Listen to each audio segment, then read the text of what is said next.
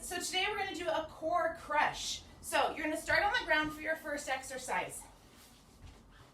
Feet on the ground, engaging your core. We want to slowly roll up one vertebrae at a time and slowly come back down one vertebrae at a time. It's a slow sit-up, also called a Pilates sit-up. Make sure you're really taking your time and making it extremely slow.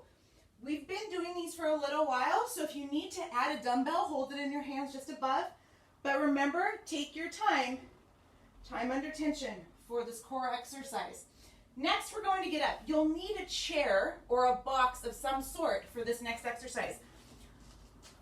We're going to do a single leg box squat, okay?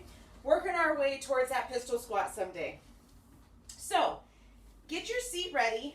You're going to stand on one leg. So anytime we do single appendage exercise, our core is involved. So be sure you're engaging your core as you sit back on that standing foot, bend your knee, come all the way down, keeping that foot straight, push through that standing leg, and come right back up.